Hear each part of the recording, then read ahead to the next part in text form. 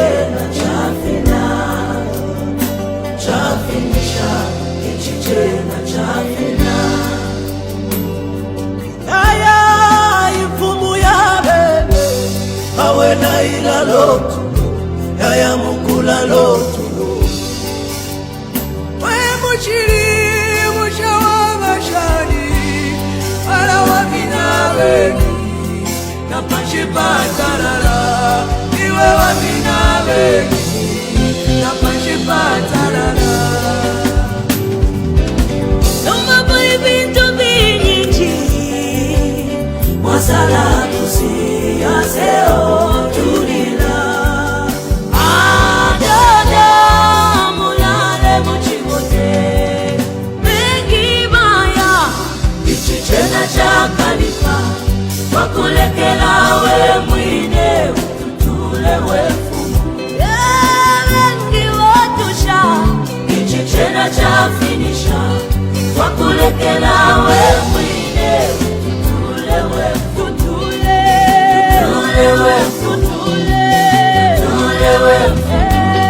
wakulekela we mwine ichi tena chafina wena chakulisha tutule wakulekela we mwine umumwakwenda na umfwila kasemo abati umopalifwe ana kila kumushini umwejilinga wenkondo halume ya jabo aponye mfuti yawe aya wenda mutende wenda wayimikina tukesa umana bengi baya ichi tena chakalipa wakulekela we mwine ututule wefumu bengi watusha ichi tena chafinisha wakulekela we mwine ututule wefumu wakulekela we mwine ichi tena chafina wena chakulisha tutule wakulekela we mwine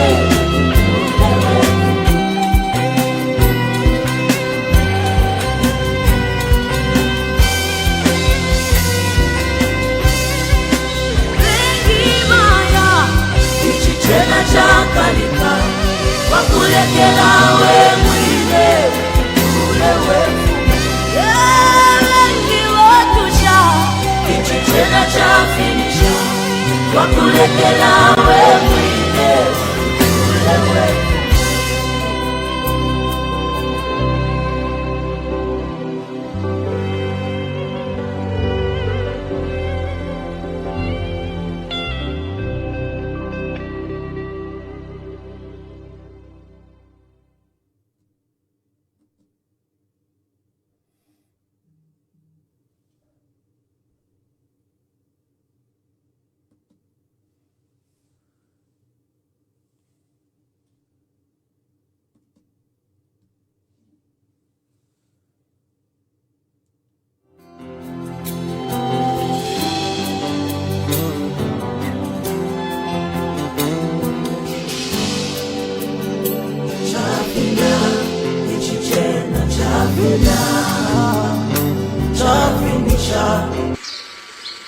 I was just mentioning to my conference president in the side room that leadership is not easy.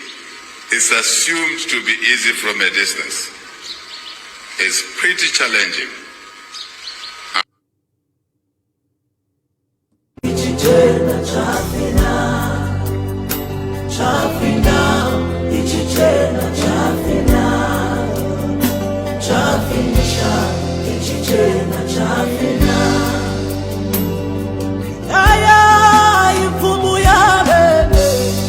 Wena ila lotu yaya mukula lotu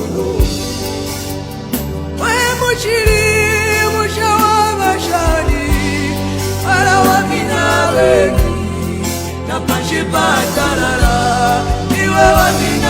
wengi napashipatarara nombapo ibintu binyingi wasala tusiyaseo tulila adada mulale muchibote bengi baya ichichena chakalipa wakulekela we mwine ututule wefumu bengi watusha ichichena chafinisha wakulekela we mwine ututule wefumu wakulekela we mwine ichichena chafina wena chakulisha tutule wakulekela we mwine umumwakwenda na umfwila kasebo abati umopalikwe anakila kumushi umwejilinga wenkondo halume ya chabo aponye mfuti yawe aya weno mutende wenda wayimikina tukesa umana bengi baya ichichena chakalipa wakulekela we mwine ututule wefumu bengi watusha ichichena chafinisha wakulekela we mwine ututule wefumu wakulekela we mwine ichichena chafina wena chakulisha tutule wakulekela we mwine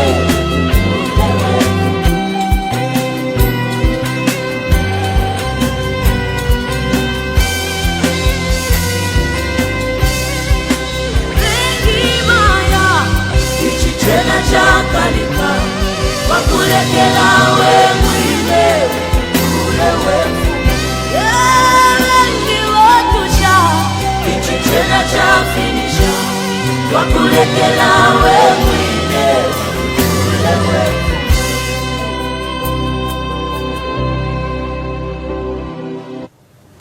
So the solution has failed to come out the way we would have all wanted it, for the two parties to agree. And having reached this impasse, it was totally unexpected, unnecessary, and super embarrassing for government to have gone as far as they've gone, trying to wrestle the body from the family just for the sake of having a state funeral in which President Hichilema features. It is really shameful and unnecessary, and it torments the family. I think under the circumstances of a death, we should be more considerate of the family that is mourning. We should tolerate even the unreasonableness for the sake of decency and civility in this matter. The view of Cabinet on the High Court interdicting the burial of the late 6th President of Zambia, Mr. Edgar Lungu. Cabinet has noted the judgment of the High Court of Pretoria interdicting the burial of the late President Lungu in South Africa after mutual agreement by the parties. Cabinet urges both the Lungu family and the government of Zambia to use the opportunity granted by the High Court to find each other to ensure a dignified burial of the late president in accordance with the honors befitting a state president. Edgar Lungu still belongs to his family of Petauke. If Edgar Lungu were to die today, the chief, Katushinga ni chifunshi wa Petauke, is going to have a say. He is going to be respected over the remains. President Edgar Lungu's uncles, aunties, they're going to have a say. It's known as family and common sense. There is no politician who is going to override their wishes unless they agree, unless the family agrees to say that, yes, do this with this body. Can they? The state cannot intervene in a dead body. The state cannot assume the power that it does not have over a dead body. So we just want to say what they are saying about President Kaunda's final resting place has nothing to do with the law, right? So the question is, what is happening? I think what is happening is very, very clear. Mr. Lungu is trying to play politics with Kaunda's body. They're using Kaunda's body. Yeah, that's a fact. They're trying to use Dr. Kaunda's funeral and body to campaign. That's why you've been hearing over the invitation of HH causing so much issue. In fact, I was even worried, I forgot to ask to find out whether HH has been invited for the burial tomorrow if it's going to take place. Because that's what they are looking after. They are looking at scoring points, using KK's body to score points. Now, one other thing. The Zambian state, citizens of Zambia and the Zambian state has no personal interest into where Kenneth Kaunda gets buried. We have no personal interest. There is no national interest. In other words, the burial of Kenneth Kaunda invokes no national interest where he's buried. And so this idea that we have got to tie ourselves to that God-forsaken former play park for diplomats as the burial place for Kenneth Kaunda is nonsense. And I shared just an 8-inch wall fence. We lived next door to each other. When he passed on early morning of that day, I was one of the few people to be at the house because I was the next door neighbor. I just walked in there. And one of the early conversations was, we need to inform the head of state, president at the time. It wasn't my duty, but it was my responsibility to say so to those who were close. And they did that as a family. And the president announced the date. In our case, my colleague was in the hands of the family, medication issues around. I knew he had passed on very early in the morning of the 5th of June. I decided to say nothing until we consulted the family. And I reached out to the Secretary of the Cabinet, my team around. I said, I cannot announce the death before the family is engaged. Family refused to engage us, subject for another conversation. While we were still struggling to do that, the family made a public announcement. And once they made a public announcement, that's the time I said, that's confirmation. It shouldn't have been like that, but it's like that. And the same day, the president issued a statement. I didn't take 48 hours, as people are saying. The record is there. Why am I saying this to you? I think it's important as citizens for you to be aware of this information, because I scan what's going on social media, a lot of stuff there. So that's the circumstance that we find ourselves in, but the point is that that's our desire to bury him here. I know amongst yourselves there's probably polarization of views, but really, he was not an ordinary citizen. He was president. He's the only president who lived after leaving office and went to his Lord with his immunity intact. Those who lived before him after the presidency, they all had their immunities tampered with. President Kaunda, President Chiluba, President Banda. So this fellow talking took the decision that we must end this kind of stuff. So again, contrary to what is being said in the public media, facts are there staring at us. Whether we bend them or not, they are there. But let's honor him by burying him here. issue of what issues surrounded, I think it's a discussion after the burial. We are trying very hard on your behalf, but if we don't manage, it's because of not trying. Ultimately, it will be an issue beyond our control. I took this reasoning myself to explain this to you as citizens. We've continued to explain. You've seen the statements we've made. The confusion around seizing the national mourning was because of that Wednesday, when we should have received him, and we had extended mourning by 9 more days. But then Wednesday came, you know the Wednesday I'm talking about. We couldn't continue mourning in perpetuity. It's got no connection to the issue or the desire to bury him with full military honors. Absolutely not.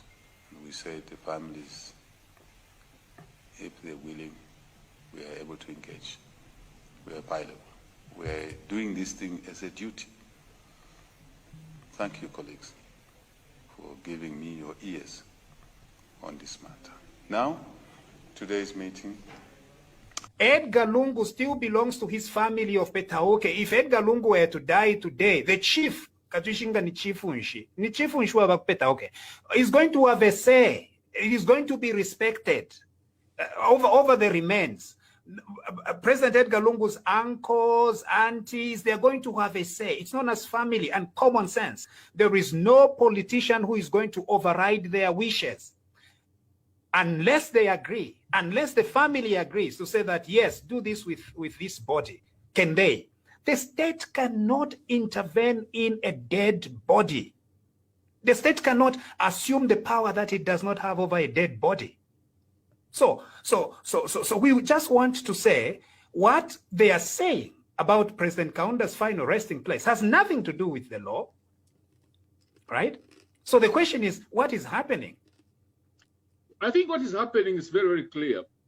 Mr. Lungu is trying to play politics with Kaunda's body. They're using Kaunda's body. Yeah, that's a fact. They're trying to use Dr. Kaunda's funeral and body to campaign.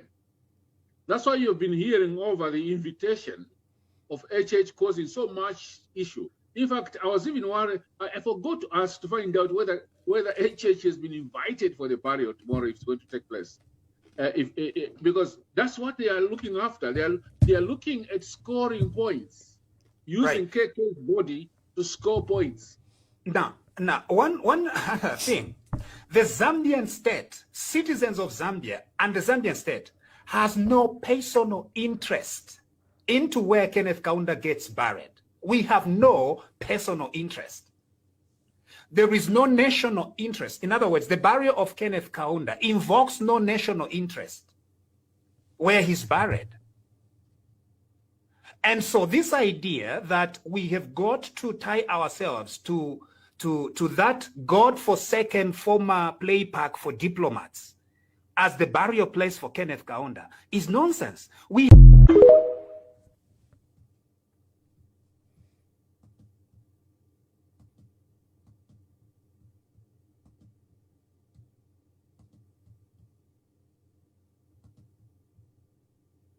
Must be an interesting one. I'm not sure if South Africa has ever done this before, but to ultimately help in the burial of a former president of an African country then, in which the family has decided not to repatriate the body back to Zambia. How exactly does South Africa deal with this from a diplomatic point of view, considering Minister Lamula's visit as well to Lusaka? And that was precisely the purpose of Minister Lamula's visit to Lusaka, to firstly share the country's condolences on the passing of President Lungu, and also to say that South Africa does acknowledge the importance of a nation burying their former president. However, at this stage, we are bound legally to follow what the family requires, and we would then have to leave it there with the family's obligations or the family's wishes. But this also comes on the back of us having legal obligations to honor the family's wishes as they are resident in South Africa. So that then comes with some attendant rights as well in terms of some various legislations that would apply in these processes. So that is where we stand on the matter. But it should not be seen in any way as us not wishing to respect the Zambian government's wishes or disrespectful to the Zambian nation as well. Good day and welcome to, sorry, I apologize. Good day and welcome to today's broadcast, 26th June 2025, Thursday, 26th June. Today we are discussing the decision by the President to withdraw, direct the Minister of Justice to withdraw the Bill 7, which is the proposed constitutional amendment. The President has guided that the Minister of Justice must withdraw this bill pending wider consultations.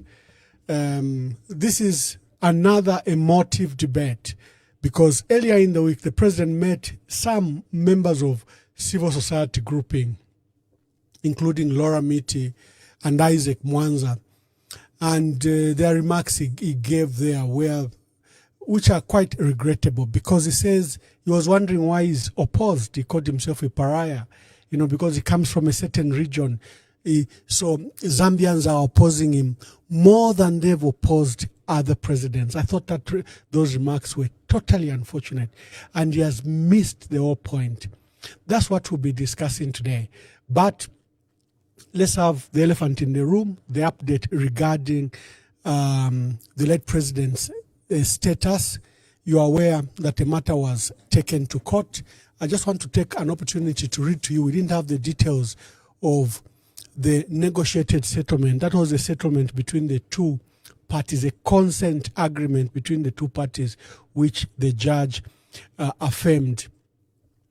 And this is a process that has been allocated to 3 judges, including the deputy president of that court. Here are some of the conditions that were agreed upon, which the court ordered. Number 1, which is number 11, but I'll read it as number 1 because of its importance. This is in the High Court of South Africa, Gauteng Division. Number 1, it restricted the remains of the late president to the family. This is the widow, the children, and the family spokesperson. And they said they are the only ones that are allowed to see this or take care of the body or check the remains of the late president. However, if anyone, maybe from the state or anyone else wishes to have access, they should seek the permission of the family. This was very important because there was an attempt, on that Monday, then I think Monday 9th June, where state officials went to attempt to take the body of the late president at the time, at the height of this issue. So this condition was very important for the family to insert in, that if anyone wishes to have access to the remains of the late president, they should speak to the family. Respondents number 1 up to number 7. Then if any party wishes to intervene in the application that was filed, they should file what they call a notice of motion and a founding affidavit or any other answering affidavit on or before 18th July 2025. There are second parties, there are other parties that might wish to join this public interest case according to the Attorney General. For example, the Law Association of Zambia can hire a lawyer and file and express that we want to participate in this process. These two people or these two parties are highly polarized. We want to be friends of the court or want to join the case, whatever the interest could be. If any party wishes to be joined in this application as amicus curiae, friend of the court, such parties should file their notice of motion and founding affidavit on or before 18th July. So again, friends of the court, they could be maybe Zambians in South Africa who says we are interested in this process. It could be a civil society grouping which could say, but how come you dealt with this matter from Angola in this fashion and this other matter from Sudan in this fashion? Why are you changing? Join us to the case as friends of the party. Then there's a list of technical debts that should be done. I think let's not delve into there. But there's something that is very important that I wish to read, because we are calling it an injunction, an interdict. So let's read from what the court said. This is very, very important. It said the first, just a minute, the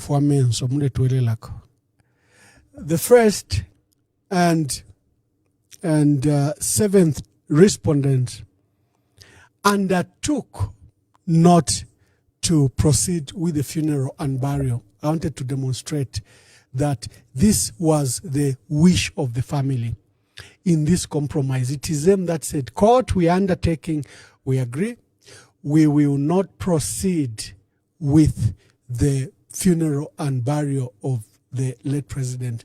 It is a family that undertook. We must understand that. Then there's been a development from South Africa, a very key area where the South African cabinet today sat and have made comments about this matter that is in court. They've appealed to the two parties to use a period of adjournment to enter into negotiations and settle this matter so that the remains of the late president are put to rest in an amicable, in a dignified manner, in a respectful manner. Remember, the family has been very clear. They recognize that the late president must be put to rest in Zambia. But we have other precedences. The case of Kwame Nkrumah from Ghana, who died in Poland in exile. Remember, there was a coup against him. He was president from 1957 to 1966. He was promoting the unity of Africa. He was very key to the Pan-African voice across the world. And, the imperialists engineered to have him removed through a coup d'etat, scandalized him, burnt all his books, and he died a sad death in Poland in exile. But the Africans said, no, Kwame Nkrumah is the reason we are. Kwame Nkrumah is the reason we aspire to be united. Kwame Nkrumah is the reason we have the Organization of African Unity. We cannot allow him to lie in Europe.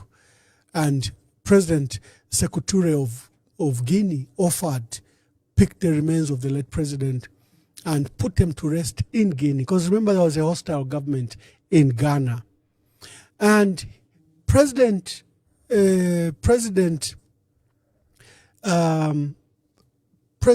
Nkrumah lay in Guinea for a period of almost 20 years until he was repatriated in 1992, when there was a proper government that respected Africa, that respected the late president. And then his remains were, surrendered to Ghana, and the full state funeral was held with dignitaries from across the world. A proper funeral was held. Under the circumstances where it is feared that there's hostility from the president, that there's this issue from the president, and the environment is not hostile, we went through the issues where I saw Sia1, who speaks for President Hakainde Hichilema every day, literally insulting President Cyril Ramaphosa. Umuganda, you are undermining your own process. What has made this entire process hostile is what President Hakainde Hichilema's infrastructure has been writing. Causeways has been insulting the late president, calling him a Zimbabwean, a Malawian, during this period of mourning, even producing fake death certificates that he died as a Zimbabwean. What do you think the family is feeling? And then you say, we want to negotiate. How will you negotiate if on one hand you are creating this hostility against the family? I saw the Attorney General in all his media tour yesterday persuade that they will change their negotiators, and they are urging the Edgar Lungu camp also to change their negotiators. No, Kaweche, you don't. Oh, no. Before I go to the Kaweche case, no, Murilo Kabesha. You do not choose the other team. You can't say if we to let another Portugal na Spain so Messi vamo basale ko umbi. You cannot choose a team. You are trying to choose a team for the family. You are hoping that they should drop Makebe Zulu, and you've raised a negative campaign against Makebe Zulu. Why? Because he's resolute in mind. He has this fortitude to remain and attempt to honor the wishes of the late president and the family. He is a good negotiator. Just negotiate with him. If through under his negotiation they dropped going to Ndola and Petauke, if under his negotiations they said it would be a full state state funeral, if under him you achieved all you achieved, allowed both Enoch Kavindele and Leslie Mbula to be your negotiators, why can't you negotiate? I think it's just the attitude. For me, they've muddied the water. They've muddied the water. The water is so muddy, and they keep on raising this campaign against the family of the late president, scandalizing the president. You are muddying the water, but you want to drink from the same pool. No. Keep the environment okay. Then there'll be room for negotiation. So after yesterday's application, as you've heard, the South African government is using careful words after mutual agreement. I've been saying mutual agreement. The document said mutual agreement. The family spokesperson said mutual agreement. That injunction, that interdict or order of court is arising from two parties sitting together, again demonstrating the ability of the family spokesperson to see a good way out of it, because they could have spent 2 days arguing why the injunction should be given or should not be given. But the family spokesperson advised with the lawyers that, look, let's not argue with this injunction. And if you know, injunctions are usually given.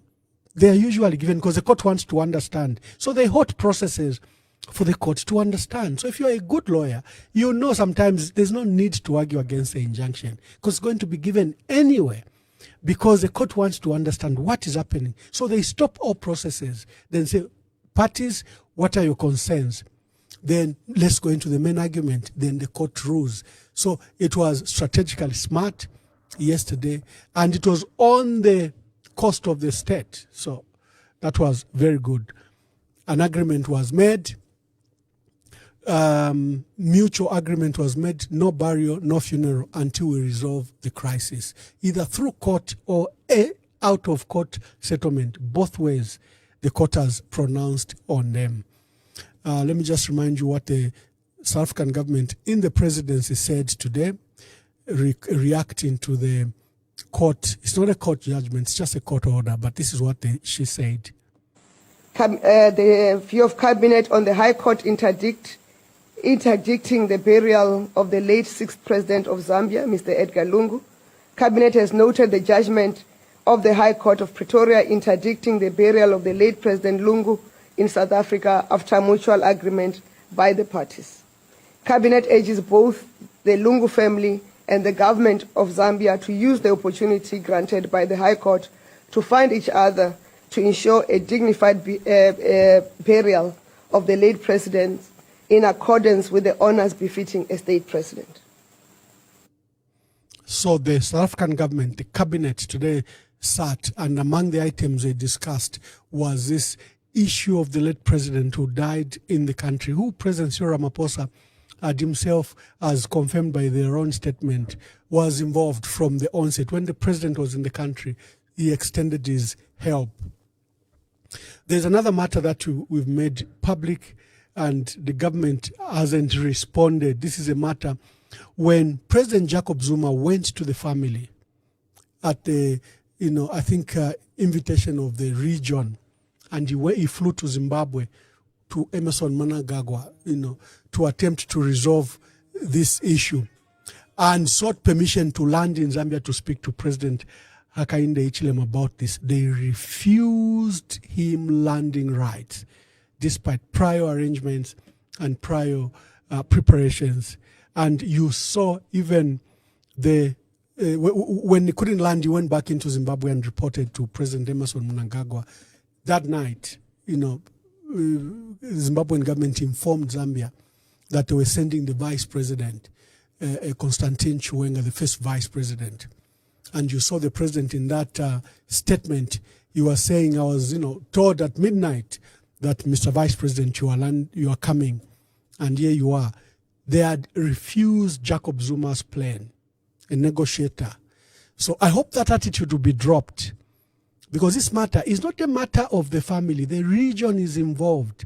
That's why President Emerson Mnangagwa was involved. That's why President Cyril Ramaphosa was involved. That's why President Jakaya Kikwete is informed and is involved. That's why Jacob Zuma used an opportunity to fly into Zambia where you denied him landing rights. I hope the attitude by government will be better.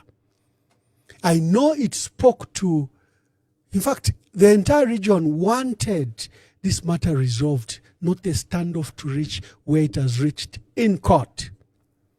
That's why they were involved. But the president, I think President Hakainde Hichilema's posture was like, look, this is a small matter. This is an internal matter. I'll resolve it. He didn't. And here we are. The late president still lies in state, somewhere in the mortuary, and we haven't put him to rest. This matter is still hanging over our heads. We cannot go ahead with everything else without resolving this matter. And like I'm saying, we shouldn't take the Ghana route, where there was a government that was hostile to the former president who they had ousted. He died in Poland. Another country respected him and, put him to rest temporarily for a longer period until there was a suitable government in Ghana to come and give him honor and dignity and a respectful funeral. It's still a matter we can negotiate. It's still a matter, if we rose above these partisan, petty issues, we can resolve. My request to President Hakainde Hichilema on this matter is, Mr. President, stand down your negative media infrastructure that continues to insult the late president, that continues to insult the family, that continues to belittle, demean. This is not the time to conduct such fights. We are all mourning. Can we be civil and decent during this period? So this is what's supposed to happen as I wind up on this particular matter. Number one, an application for interdict was resolved yesterday. There's a standoff and dates have been given. What is supposed to follow is the Attorney General now must go to the Gauteng court and file a motion. We heard his intentions from his affidavit that he intends to seek that the remains of the late president be repatriated. He's going to give reasons why he thinks that the remains of the late president must be repatriated. He's going to say it's public policy. He's going to say it's tradition. He's going to say the late president was president and is entitled to military honors and we want to accord them. He has to put his argument why he wants the body repatriated against the objection of the family. Of course, his argument, when I read the affidavit, I just laughed.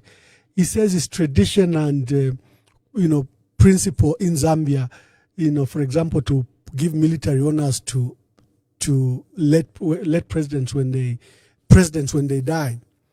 It could be, but it's not law. There's no law supporting it. We have just been gracious using some pieces of directives and circulars at cabinet office, because the law, the former President's Benefits Act, doesn't take care of the welfare of the president in death. It takes care of the president in life. And here we are, President.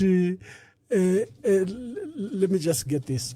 President Edgar Lungu, as I called it a unique case this morning, because I had argued, earlier in my post regarding Dr. Kaunda that state interest override family interests. So the UPND have gone to town about my post, but my post was very clear. Kaweche's case is totally different. Kaweche, there was Panji, the eldest son, who gave consent. And Dr. Kaunda had full benefits. Dr. Kaunda had full benefits that we must emphasize, including a house that they had bought him. In the case of Edgar Lungu, they had stripped him of his benefits that he had joined partisan politics, and they cited. Let me read you the letter written on 30th October 2023, signed by Oliver Kalabo, who was acting secretary to the cabinet. The letter is dated 30th October. His Excellency Dr. Edgar Chagwa Lungu, 6th President of the Republic of Zambia, Office of the 6th President, Bishop's Road, Kablonga, Lusaka. Date 30th October 2023. Title, Pension and Other Benefits to the 6th President of the Republic of Zambia. Reference is made to the above subject. This was 2 days later after President Edgar Lungu had announced at the memorial of the late President Michael Sata that he's coming back to politics. So Oliver Kalabo wrote this letter. Your Excellency, on 28th October, during the 9th memorial anniversary of the late Mr. Michael Chilufya Sata, 5th President of the Republic of Zambia, you announced that you had returned to active politics. According to Section 2 of the Benefits of Former President's Benefits Act of, as amended in 1998, promulgated by Act number 21 of 1996, titled Active Politics, is defined as the doing of any indicating a person's intention to hold elective or appointive office.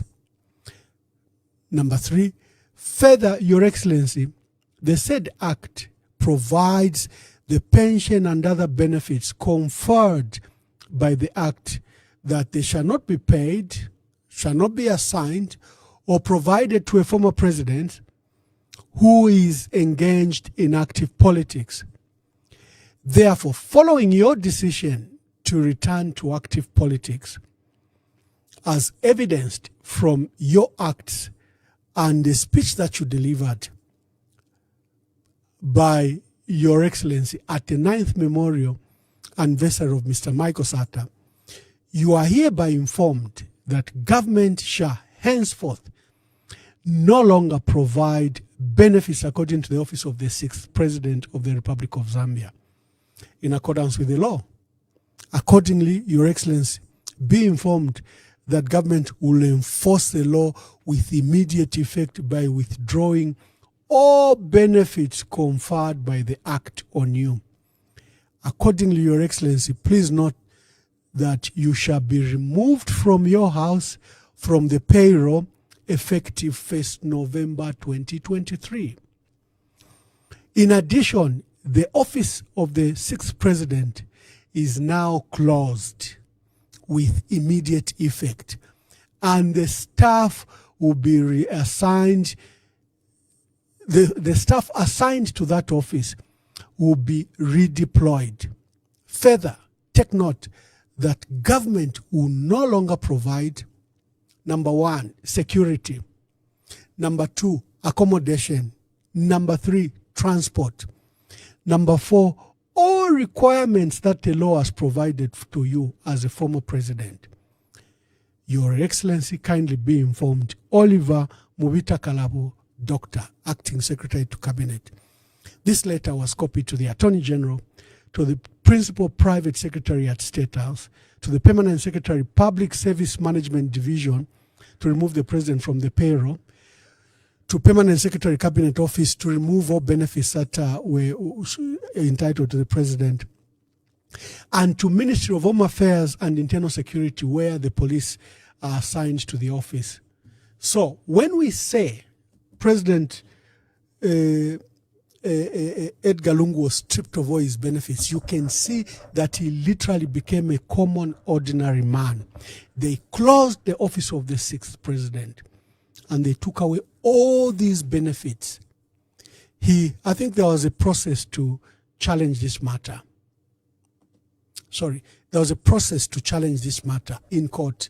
Because what do you call active politics? What do you call engagement in active politics? These remain undefined.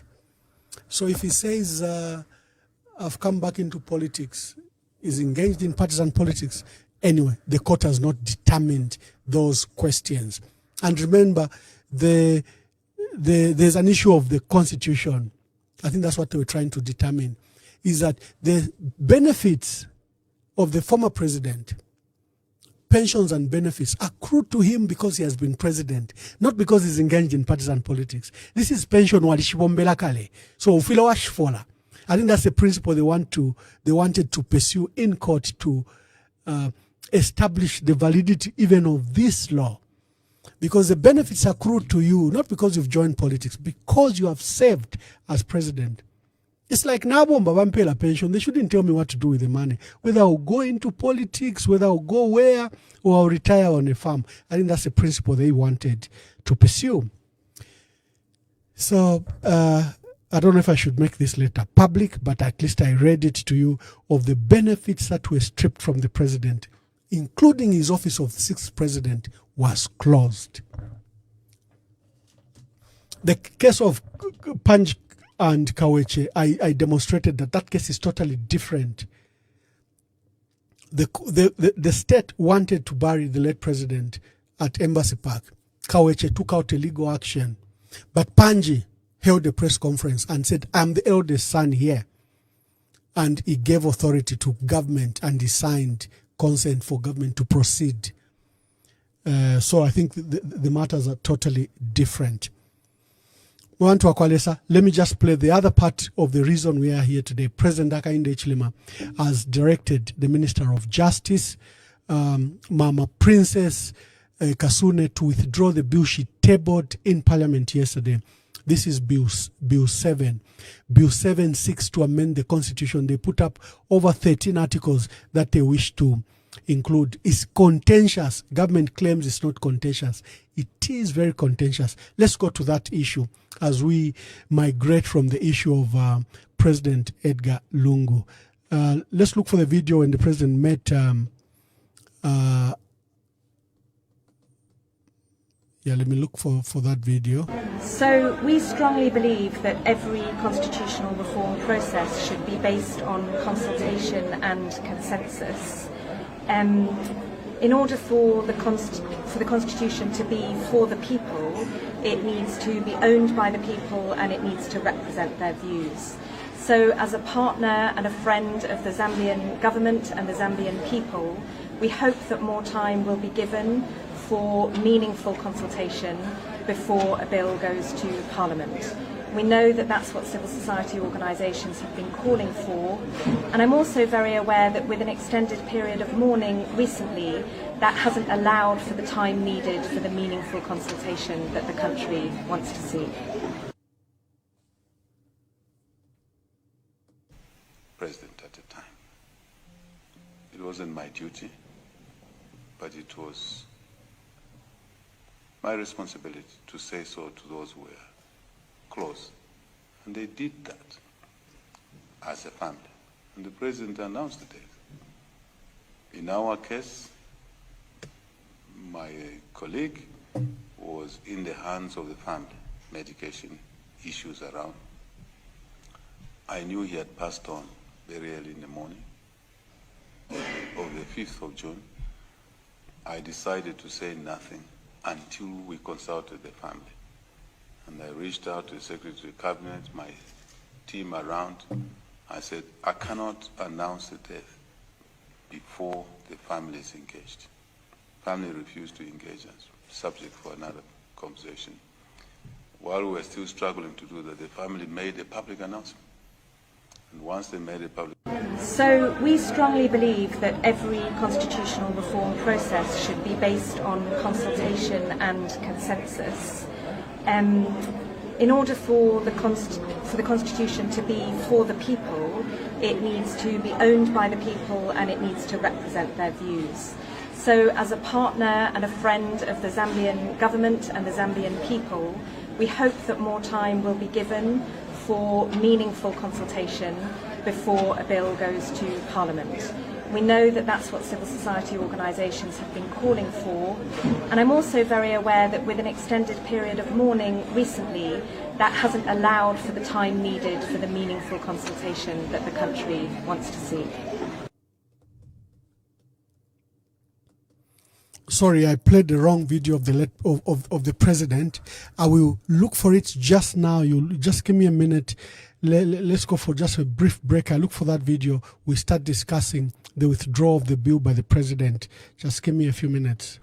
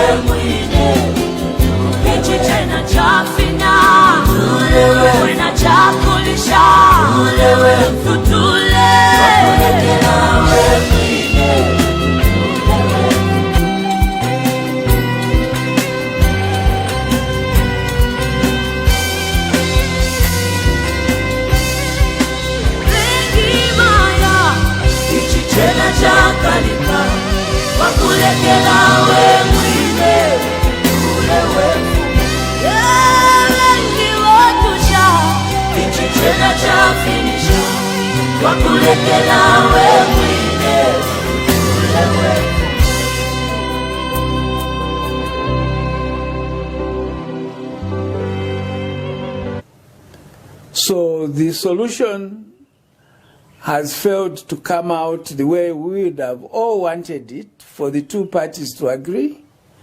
And having reached this impasse, It was totally unexpected, unnecessary, and super embarrassing for government to have gone as far as they've gone, trying to wrestle the body from the family just for the sake of having a state funeral in which President Hichilema features. It is really shameful and unnecessary. And it torments the family. I think under the circumstances of a death,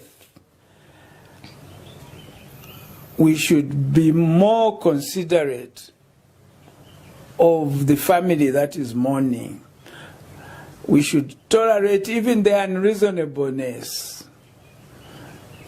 for the sake of decency and civility in this matter.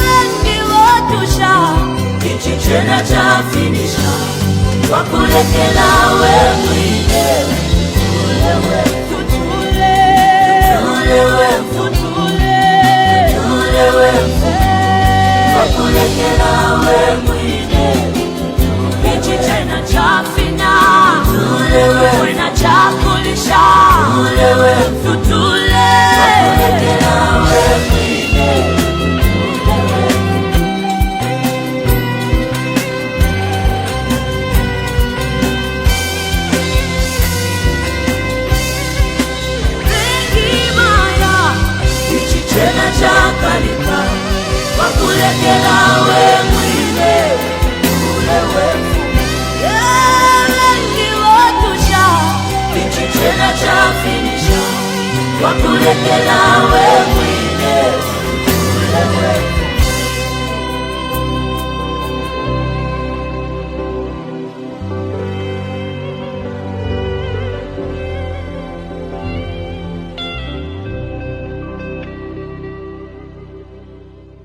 Edgar Lungu still belongs to his family of Petauke. If Edgar Lungu were to die today, the chief, Katushinga ni chifunshi wa Petauke, is going to have a say. It is going to be respected over the remains. President Edgar Lungu's uncles, aunties, they're going to have a say. It's known as family and common sense. There is no politician who is going to override their wishes unless they agree. Unless the family agrees to say that, yes, do this with this body, can they? The state cannot intervene in a dead body. The state cannot assume the power that it does not have over a dead body. So we just want to say what they are saying about President Kaunda's final resting place has nothing to do with the law, right? So the question is, what is happening? I think what is happening is very, very clear. Mr. Lungu is trying to play politics with Kaunda's body. They're using Kaunda's body. Yeah, that's a fact. They're trying to use Dr. Kaunda's funeral and body to campaign. That's why you've been hearing over the invitation of HH causing so much issue. In fact, I was even worried. I forgot to ask to find out whether HH has been invited for the burial tomorrow if it's going to take place. Because that's what they are looking after. They are looking at scoring points, using KK's body to score points. Now, one other thing. The Zambian state, citizens of Zambia and the Zambian state has no personal interest into where Kenneth Kaunda gets buried. We have no personal interest.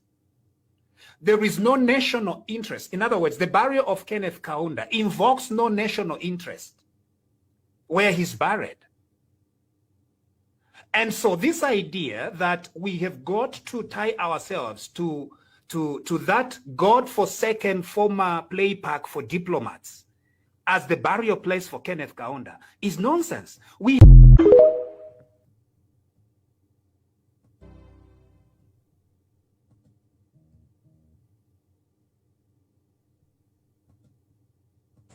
The view of Cabinet on the High Court interdicting the burial of the late 6th President of Zambia, Mr. Edgar Lungu.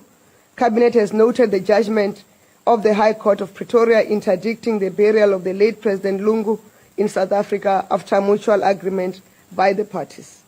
Cabinet urges both the Lungu family and the government of Zambia to use the opportunity granted by the High Court to find each other to ensure a dignified burial of the late president in accordance with the honors befitting a state president.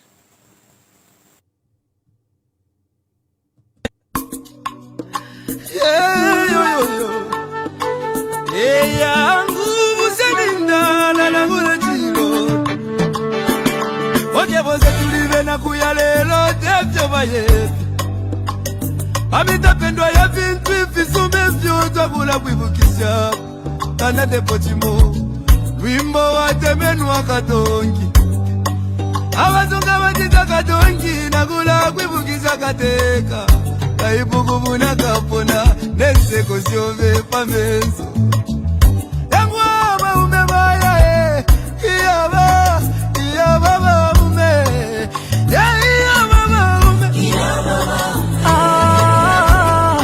Kateka wabantu Twakulila lelo twakulila Shika kukonke milimo shove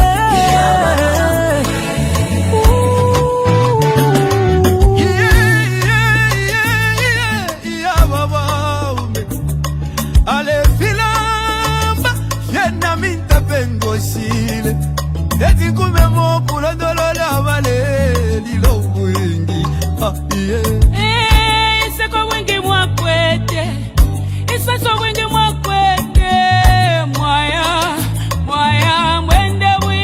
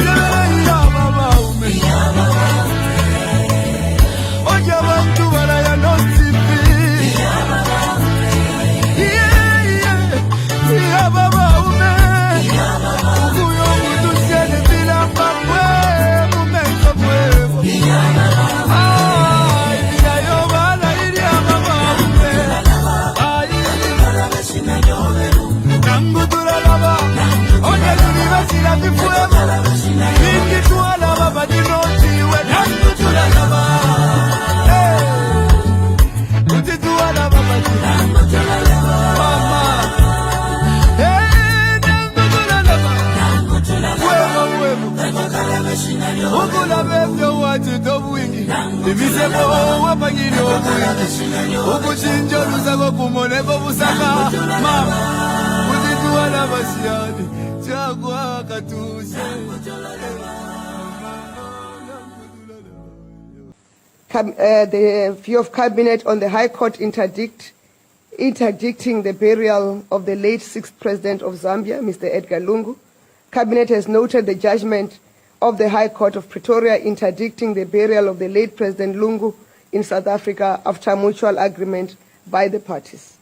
Cabinet urges both the Lungu family and the government of Zambia to use the opportunity granted by the High Court to find each other to ensure a dignified burial of the late president in accordance with the on. Thank you very much. Let's go to the issue of the constitution. I can't find the video of the president. You know, I like to back up my sessions, but you must have seen the video where the president was receiving Isaac Mwanza, Laura Miti and others, and he stated that he's surprised that his policies, proposed constitutional amendments and other things are met very, very vigorously. He attributed this, that people of Zambia regard him as a pariah, one who should not have assumed the office of president because of maybe the region he comes from. Totally unfair statement by the president. Let's take, for example, this particular constitution-making process. Why has it failed? Mr. President, it was not consultative. It doesn't have a legal roadmap. There's no period in it to build consensus. The delimitation report illegally amended by Mwangala Zalomi. She has no powers to set up the technical security committee, the technical committee, electoral technical committee that she set it up. She has no such powers to set up a committee that will review the role of ECZ, they review the electoral process in Zambia. You cannot have a creature making themselves. Let's say, oh, to Pangain, you can't be God. Mwangala Zalomis is a creature of the constitution. We have defined what ECZ should be. An official, a worker or commission chair at ECZ can't decide how ECZ should work. No, it's a role of Zambian because that's a constitutional creature. So the delimitation done in 2019, updated by Mwangala Zalomis again, you know, and then she set up an ERTC, Electoral Reform Technical Committee, to come up with these reports, to recommend which laws should be amended, which constitutional provisions should be amended, what kind of electoral process Zambia should take, and what amendments need to be done. It's clearly outside our purview. That report is totally illegal. That is a reason, Mr. President, Zambians are opposing you on the constitution. Not because of where you come from or who you are. No. The people of Zambia know where you come from. They know your tribe. They know who you are. That's why 2.8 million of them voted for you. It's not that they don't know who you are. It is just a case of failed leadership. You are failing to meet their aspirations. You are failing to meet the needs of our people. You are failing to fulfill the campaign promises that you had proposed. They are opposing you, for example, in the manner you are dealing with the funeral of the late president. They are not opposing you because of the region you come from or that they regard you as a pariah. Those statements were totally unfair. And you have stated in your own letter that you've withdrawn, you've directed the Minister of Justice, Princess Kasune, that the bill should be withdrawn to allow for wider consultation. That is the reason. That is what you should be communicating, not what you stated when you received those CSO that you are. Because you want to sell Mopani. Mopani has $4.5 billion investment. It just requires $300 million. You give it away. This is a national silver. People will protest against such decisions. If the decisions are outside the law, you are not consultative, you are not building consensus. And let's go back. When Zambians demanded that President Dr. Kenneth David Kaunda should reintroduce multi-party state, because the one-party state had become abusive against citizens, against political opponents. They were abusing human rights. the economy had collapsed. There were many factors. They said, until you have people outside Kaunda challenging you, if you have people worshiping you, praying to you, praising you every day, you will never become a good leader. Allow multi-party politics. The pressure was so much. Kaunda dragged his feet. There was a coup attempt. Then he realized how serious the matters were. He tried, he called for a referendum. Pressure even mounted further.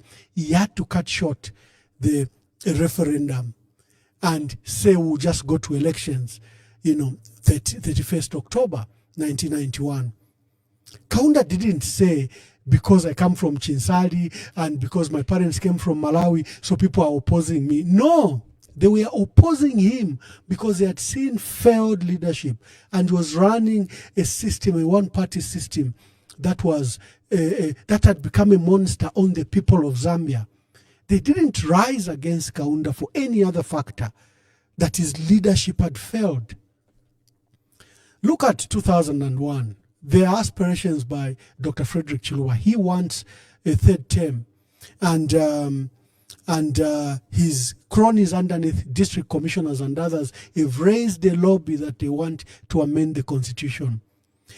That debate broke cabinet. 22 members of parliament broke away from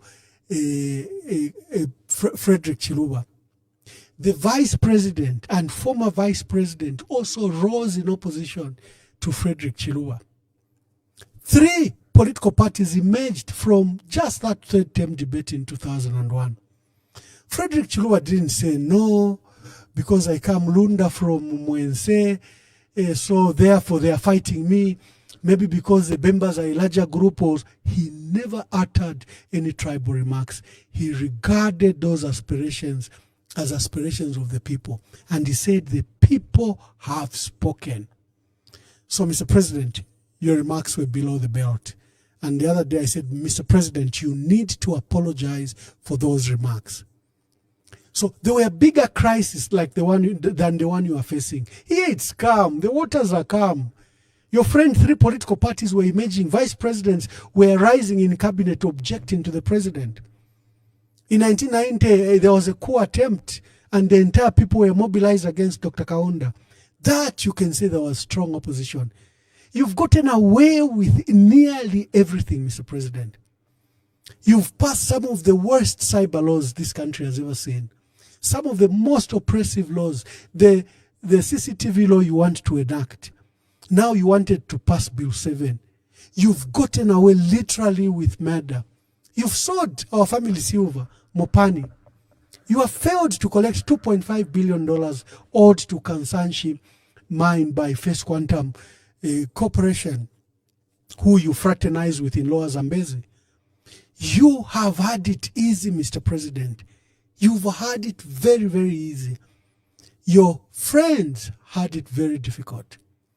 President Levi Patrick Mwanawasa, despite following a very consultative process, he set up a Constitutional Review Commission which visited countrywide and even visited countries like Kenya and Europe, came and did a draft. There was strong opposition. When in 2007, he began to table the NCC to Parliament, Michael Sata withdrew his support for that bill.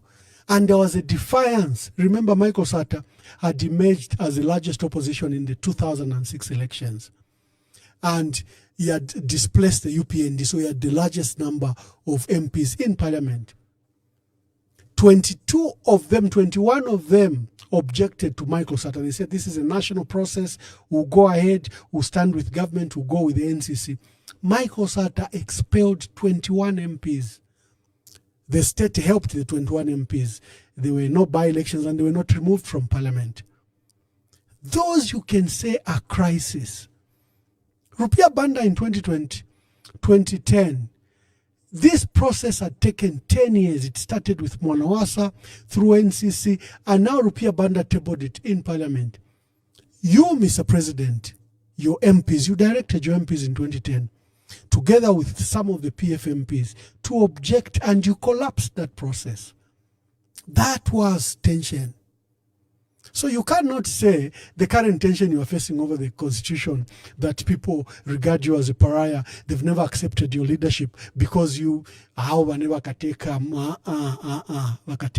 you were voted by Zambians from Eastern Province, from Chinga, from Luapula, from Northern Province, from Lusaka, from Copper Belt.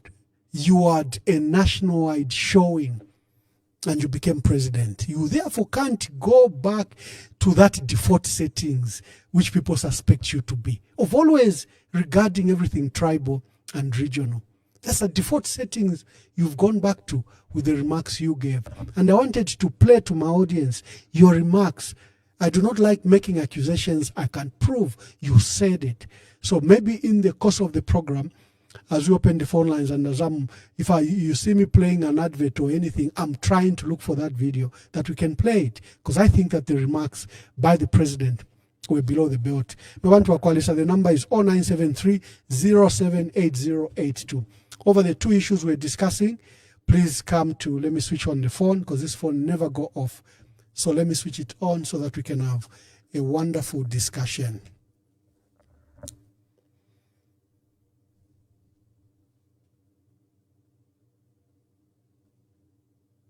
Today, the ambassador also has advised you, Mr. President, that the constitution-making process must be consultative. Here she is. So we strongly believe that every constitutional reform process should be based on consultation and consensus. In order for the Constitution to be for the people, it needs to be owned by the people and it needs to represent their views. So as a partner and a friend of the Zambian government and the Zambian people, we hope that more time will be given for meaningful consultation before a bill goes to Parliament. We know that that's what civil society organisations have been calling for, and I'm also very aware that with an extended period of mourning recently, that hasn't allowed for the time needed for the meaningful consultation that the country wants to see.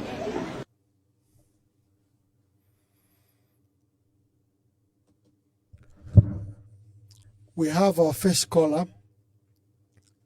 So make your contributions, introduce yourself and make your contributions. Yeah, Mamwamba, it's Chilufya Patrick.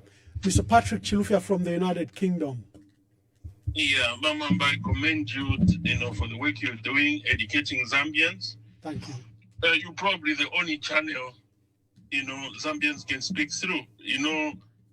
All these gagging cyber laws, which is really, really sad. Yeah. But Mamwamba, it's really sad to hear some of the comments HH is making, especially saying that maybe because he's from Southern Province. Yet last time when I called, and I need to say it again, people need to listen, and I hope he's listening. Yeah. When we formed the Global Diaspora Fundraising Initiative, Diaspora, we were not, we interviewed, this process started by interviewing all the presidential candidates, except Lungu. He refused to come. If you know Martin Kalungu Banda, yes, and Dr. Lukama Lloyd, they had a platform where they were interviewing all the presidential candidates, because we thought something was wrong under PF. The perception of corruption, the cadres, and the country wasn't united under the PF regime. So we came together. So we interviewed almost everybody. Dr. Nebas Mumba, Shimba Kambwiri, all the political, even Sean Temba was interviewed. Only Lungu wasn't interviewed. So at the end of the day, the diaspora decided that the person who is making sense, the alternative here to Lungu is HH. Yeah. Was that decision made because HH is from Southern Province? Tell us, you made the decision. I'm Bemba. Okay, let me talk about the committee, the executive committee. I was myself, Vice Treasurer, Bemba. The treasurer was Ali Mwene, Tonga. Our chairman was a guy called Rogers Charlie, Makoloni is Kaonde. We had Becky Mwansa, who was in charge of media, and another guy who was Bemba. We had people like Dr. Lukama, Dr. Kajila, who is from the Kaonde. We had people like Chpaku, who is Kaonde Ila. So we never, there was no issue of tribe, because even the committee was like Zambia. So in everything we did, we never talked about tribe, because we thought, and HH should understand, we chose him not because he was the best. He was the best alternative. Because the idea there was to remove Lungu. Who is the alternative here? The best alternative was HH. And let's rally around this guy. Let's give him an opportunity. And there was no tribe, no nothing. But for him to come and say it's because of tribe, it's really sad. Remember, when I resigned from UPND, I wrote to my chairman here in London, because I belong to the London UK branch. I told my chairman I'm resigning, and I've written to the president some of the things I'm going to tell you why I'm resigning. But then the chairman told me, Patrick, don't resign. Let me speak to the president first. So I gave her 2 weeks. She never came back. I even told her that the president is not going to come back, because I've written to him, he's never come back. So eventually I resigned, and I put the reasons there. Cut the story short, one of the reasons I resigned was Mopani. The way the president dealt with Mopani. I think Mopani is a scandal, you know, because where there is no transparency and accountability, there's likely going to be corruption. That matter was going to be in Parliament. We don't know what has happened in that deal. But the other point is, there were supposed to be 2 companies that were supposed to be shortlisted. Sibanye Stillwater of South Africa and Xinjiang of China. These are big mining companies. Where did that company came from? Then the HH explained to us. When I was resigning, I told my chairman, maybe she's even listening. I want HH to explain where this company came from. Mopat in the KCM was one of them. The other reason why I resigned was excessive traveling. When Zambians are suffering, a president is traveling. It's costly. You know, not staying in State House. To me, that was a flag that we go to a president who's going to give us problems here. Because that house is given to even the last governor of Northern Rhodesia, Sir Evelyn Horn, lived in that house. How come he refuses to live there? And then who is paying for the cost of, you know, making that house safe for the president? What about the transporting from his home to State House? And then Bamwamba, I thought one of the reasons why we supported HH was the perception of corruption. And HH promised to fight against that corruption. And then the moment he said he cannot declare his assets, then we know that, because declaring assets is transparency. And where there's no transparency, accountability, then is wasting time fighting corruption. So these are the reasons. Then Bill 7, Bamwamba, quickly. It shouldn't even have gone to Parliament. It shouldn't even have started it. The UPND manifesto, it was very clear that they were going to look at the constitution, not as a piecemeal, a comprehensive overhaul of the constitution because of lacunas. Without consultation, without talking to anybody, he comes up with a bill. And this bill, Zambians need to understand, there are 3 wings of government. The executive, the judiciary, and the legislature. These 3 wings of government have to be there should be separation. They have to be independent. Yeah. Why? Because the executive is too powerful. Already we've given it so much power. So these two wings, the judiciary and the parliament, they have to watch this man. Because the moment he's got excessive power, then the country runs into tyranny. So already Bamwamba, he controls the judiciary. The judiciary is under Chapter 1 because he appoints the judges. And the judges have no fixed tenure of office. Yeah. And then the judiciary is not properly funded. So they are at the mercy of the president. So the judiciary is down. The next now, you wanted now to control parliament. I rest my case, Bamwamba. Let other people talk. Thank you very much, and thank you for your contribution. The Law Association of Zambia is proceeding with the debate to discuss the constitution. I think this is a clear red herring. They must have understood that this man, even when it came to cyber laws, he promised the people of Zambia and told the Minister of Home Affairs to withdraw remember the bill in November, December. He even withdrew these cyber laws, and people began to clap that he's a listening president. 3 months later, the bills became law. So I think as lawyers discuss this matter, the keynote speaker is John Sangwa. There'll be Linda Kasonde as one of the speakers.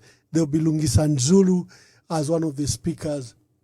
There'll be Dr. Banda and Dr. O'Brien Kaba. There's a discussion tomorrow, and they are discussing key elements of the proposed constitutional amendments. Let's hear from you.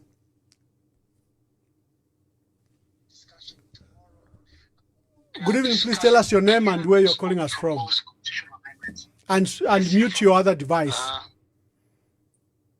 Well, thank you very much, Mr. Mwamba. Good evening. Good evening.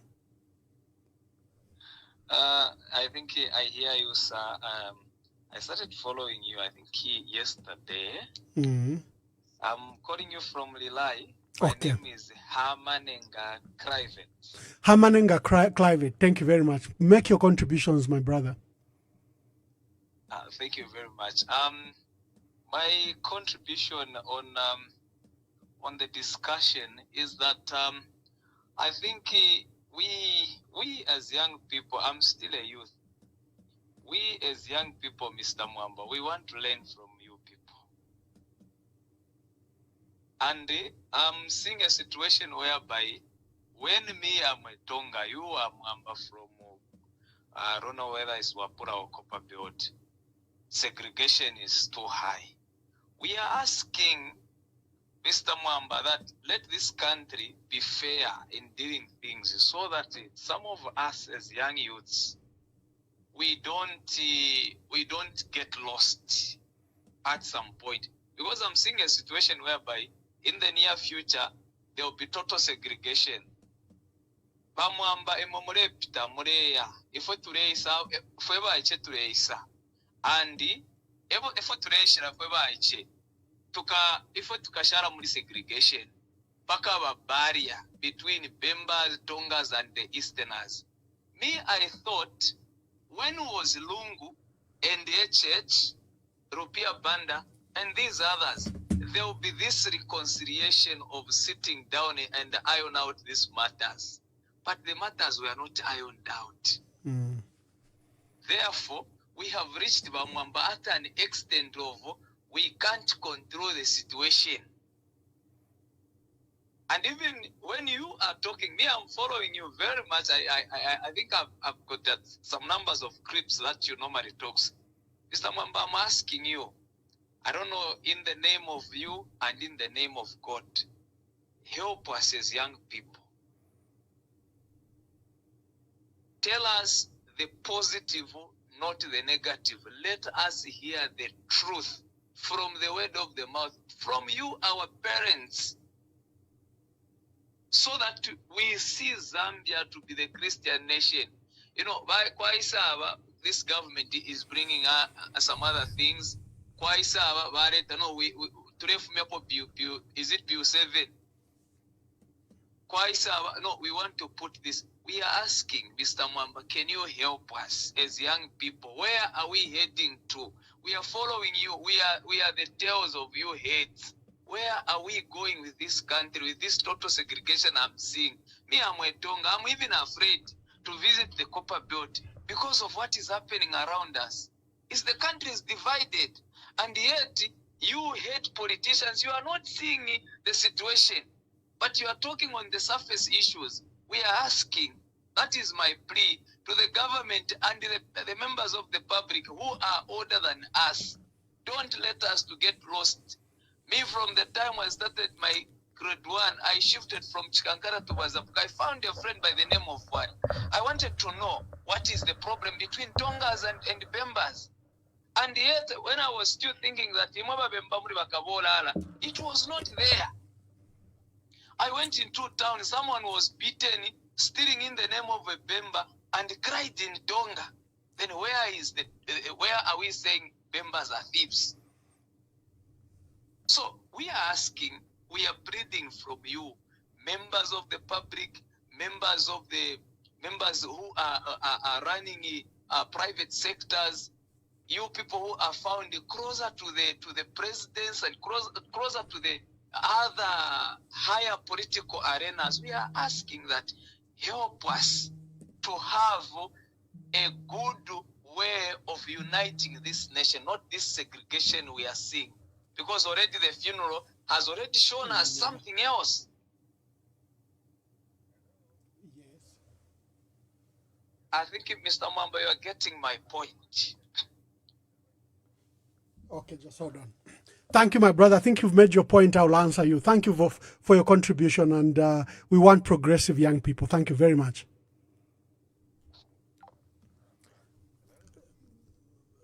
Good evening. Please tell us your name and where you are calling us from. Yes, this is Joseph Kaskila calling you from Kawe. Mr. Joseph Kaskila, make your contribution, sir. Okay, yeah, I want to make a contribution over the previous caller saying that he's even afraid of going to the Copper Belt. Yes. That is unfortunate because what I've seen so far is there's one region that's trying to play victim to everything that is happening politically in Zambia. Mm. And I'm not afraid to mention, especially the Tongas. The Tongas that we are talking so much, they play victim. But one thing on the ground is there is no segregation. The segregation is happening on the political front where people are speaking louder in terms of division, but the people on the ground, there is nothing like hatred for this tribe to that tribe. So we just need to tame ourselves as politicians and speak the positive language in terms of one Zambia, one nation. And this government, I think, definitely, they are the ones that have brought about this division. Like we heard from the president when he was meeting the CSOs at I don't know if it was a State House, where he was saying, why do you hate me? Mm-hmm. So that kind of language from a leader, definitely it proves that he's the one that has been preaching division. Mm-hmm. So it's about time we just stopped this victim mentality, especially from Southern Province. Mm-hmm. They are not victims. They are the ones that started this issue of fighting other tribes. Remember in 2015, 2016, when they beat up people after losing power. Mm-hmm. So let them stop playing victim, because mostly they are the culprits. No, thank you very much, sir. Thank you very much. Yeah, let's hear from you before I make my comments. Let's hear from you. Let's hear from you. Good evening. Please tell us your name and where you are calling us from. Good evening, Mr. Mwamba. Thank you. Good evening. Please speak louder. My name is Mr. X. Mr. X, make your contribution, sir. Thank you so much, Mr. Mwamba. First thing first, would like to commend you the job that you are doing to educate our country. Mm-hmm. Secondly, I would like to answer that man who called from Lilai, Mr. Hamanenga. Mm-hmm. Oh yes, our country is divided. Instead of pleading to you who is not in the line of rule, he was supposed to plead with because what we have seen and what we are seeing is right now. So you're supposed to plead from the ruling, not to someone who is out of there. Anyway, he has done well, because we have seen our head of state when he goes to the province. The language, the words he uses, they are not unifying. So you're supposed also to plead to that man to say, please, as the head of state, let him use a common language that everyone can understand and everyone can be able to. I'm not saying using Tonga is a problem, no, but the organization of the words, whatever the words is coming out, which coming out. So please, Mr. Amanenga, please, that's a very good thing. Let's unite. We are one Zambia, one nation. Tuapapata tatulefaya tukashiyabana mu problem tukashiyabana mafia awe. Zambia ifile yabange ifya tekelo na bakaunda tatulefwa tukula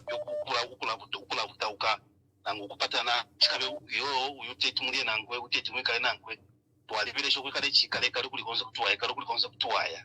So please, because the Lama language when you go to intercity, you are being beaten because of me, what, those languages, they are the ones that are dividing us.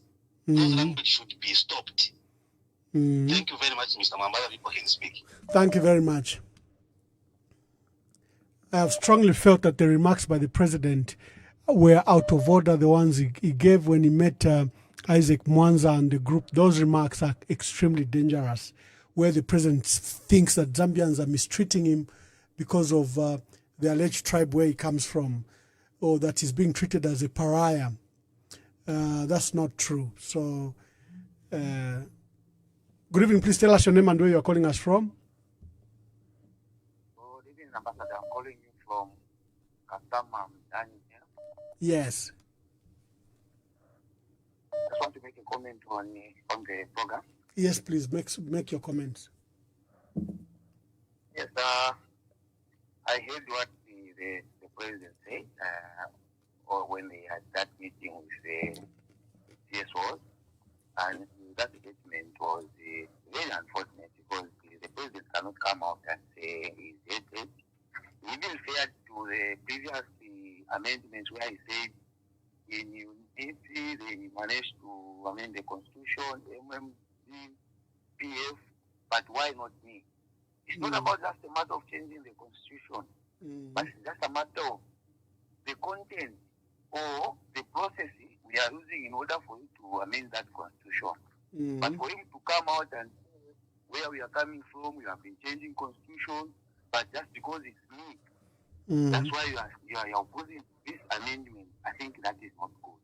Because what is there is the issue of tribalism. I think previously we are on the political stage. People have been talking about, there's tribalism, there's what. But under this government, this is where we have seen this thing to come out. Like it was not there previously, but under this regime, it has come like it's something which has been there for a long time. Where we are, some of us we are coming from the east. We have married women from south, and there is no problem. But why is it that when we even look at the issue of hate speech, it's only happening when you talk about the Tonga. That's where there is hate speech. When someone insults someone from the north or from the east, it's nothing. But unless you insult someone from, or you say anything to do with the people from south, that's where the issue of tribe is coming in. I think the president came to power in order to come and unite this country, regardless of where you are coming from. But if that kind of statements are coming from the president, it's very dangerous and very unfortunate, because where are we going? The issue of constitution is not about just proposing. People are reasoning. We have to look at it and see what is the content, what procedure was taken in order to come up with that document. That's what people are looking at. So the president has to unite this country. I don't expect the president to come out the way he came out. It was very unfortunate. Thank you, Ambassador. Thank you. Let's hear from you. We had two topics today. You can comment on either. Thank you for members of the community that are sending me the video I'm looking for. Thank you very much. I have it. I'll see if I can upload it. Thank you very much.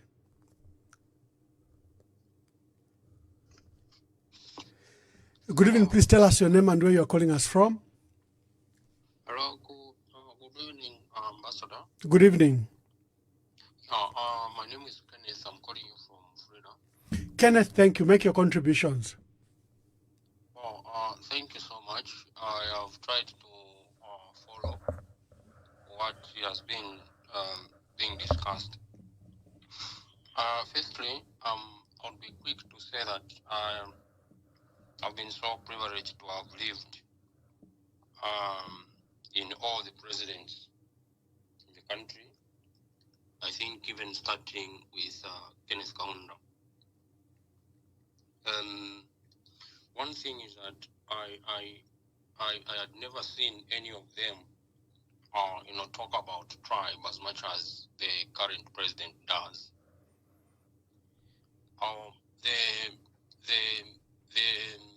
What the president said were very, very unfortunate. Okay? It was so bad because it was deliberate.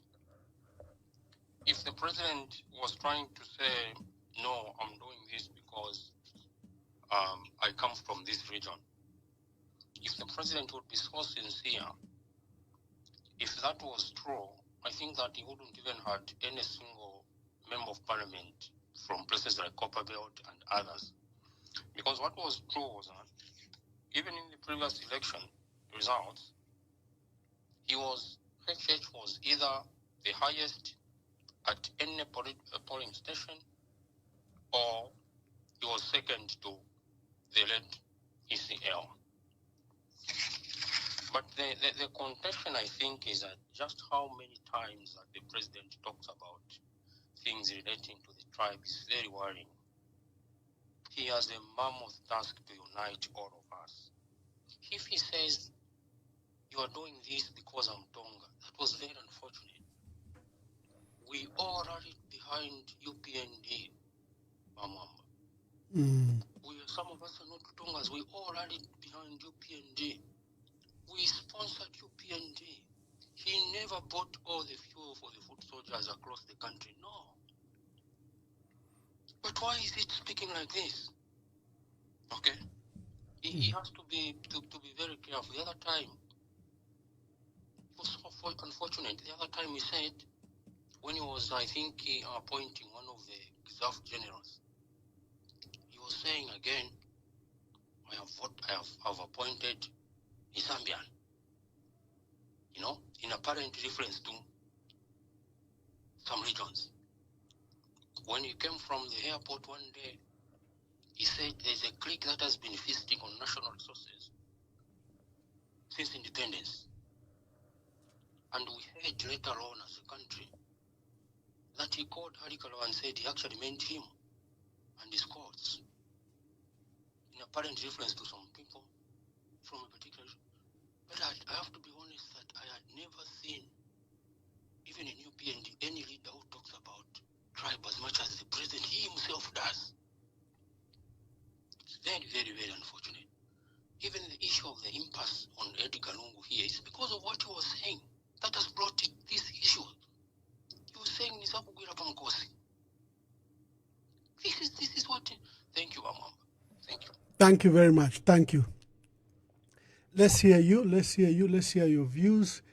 Let's hear your views. Make your contribution.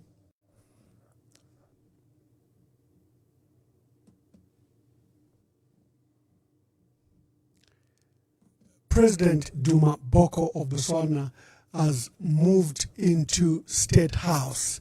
He was elected in November and he hasn't been living in State House. And today he announced that he's moving into State House. And he said, I walk through the hallowed halls of State House for the first time since assuming office. History resides in these sacred grounds. Abanensu waya ku State House abesitabalaya, we are still waiting. But President Duma Boko, 7 months after he was elected, has moved into State House. Something Our president says it's not compelled because it's not law that the president should live in State House. Yeah, please call so that we can...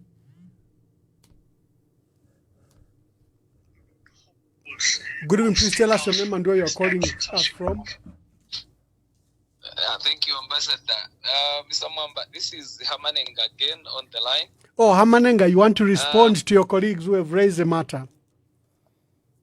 Yeah, but I'm not going to protect myself. Rather, I just want to make a comment. Mr. Mwamba, I think from my career of work, I've been learning everything that I'm doing through Bembas and Namwangas who are not Tongas. So for me, I think my comment was supposed to be, I should not be afraid to go to Copper Belt because I'm a Tonga. Okay. Thank you for the clarification. That was supposed to be the comment. Thank you for the clarification. Yeah. So again, the other thing is, if Mr. President mentioned those things as he said, I think as a leader, he's making a very big mistake in the eyes and in the ears of people. For you to be an ambassador, there was a man like me behind you. For him to be the president, there was a vote behind him from the members of the public. We should not be afraid when we find, like my brother was saying, we married Tongas, we are from Eastern. We married Bembas, we are from Southern. Why can't leaders think like the way Chiruba was thinking? Do you know that the vote of Chiruba, if I follow it very well, was coming from Southern Province? Yes, he got almost 100% from there.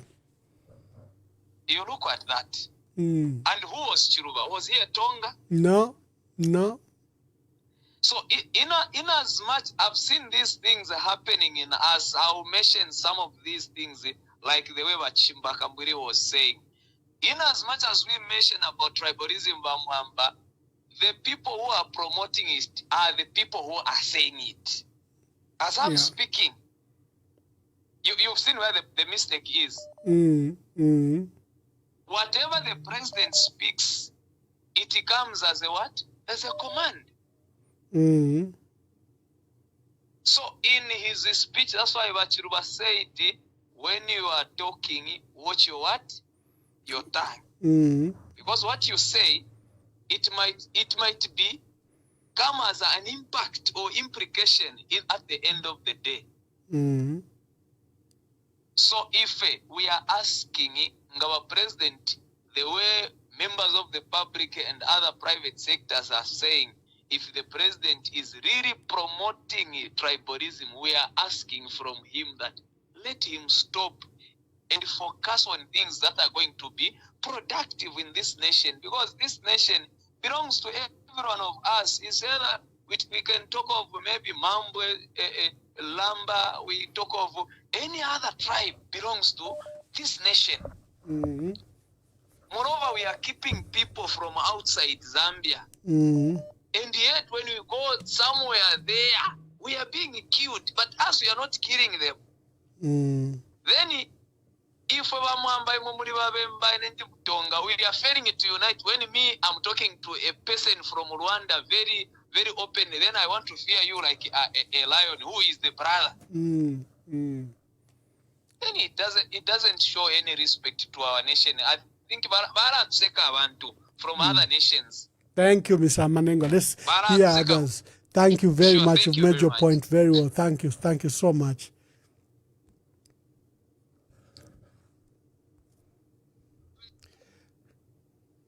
Yeah, please call. Please call. That's why we are demanding that the president must apologize for those remarks. The remarks were unfortunate. Good evening. Please tell us your name and where you are calling us from. I'm calling from US. Thank you. Thank you, Anonymous. Mr. Mwamba, with what my brother just from saying right now, we are marrying Tongas 3/4 of us, but I'm Bemba. And if the president can utter such kind of way to say, no, us Tongas because we are Tongas, Bamwamba, it has brought a lot of division even to us. We can see how we look each other with our friends now. This time, that relationship that we had, we can see that there's a distance because of the president, how he is uttering these words. Our president, when you look at what my friend said, where did he get a lot of vote? He's from Eastern Province, Northern, Copper Belt, Lusaka, even where he's coming from. I think if we are to take to say, no, because he's a Tonga, we're not going to give him the vote, I don't think he could have won that election. And we are asking the president, let him put his house in order by advising all those people who are supporting him. The comments that they are putting, they started putting this comment even from the time our late president came out from power. They have been saying bad things. Even when he's dead, they are still saying bad things. Where we are expecting the president could have come out to say, hey, guys, no one should be saying this. But I've never seen people, even those who are supporting Kavinderi, Nevers Mumba and others, to come in open to say this is not the way we should be living. But they are quiet. When they see these other people talks, they have break the law. They have to lock them up. Look at where we are going, Ramwamba. Are we saying if he loses in 2026, and the person who's going to take over the power also behaves like that? You mean our country will have peace? We will not have peace because it will be like each and everyone who comes back, he wants to revenge. Then him to put the house in order, he has failed, but he wants to put house in order to these other people who are in opposition and the people, the Zambian people. But president, let him go out openly and say sorry to Zambians for what he's doing right now. And to refer to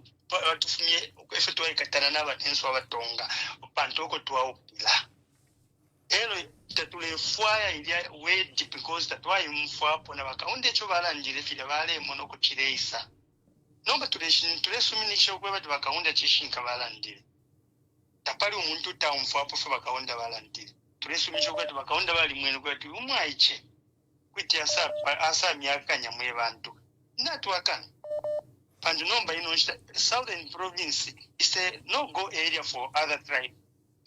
Campaigning last time, it's very difficult to go and campaign in southern province.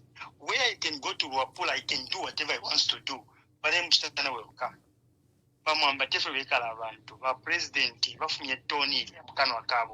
Thank you, my brother. Thank you, Mama. Thank you. Thank you very much. Let's pick other calls as well.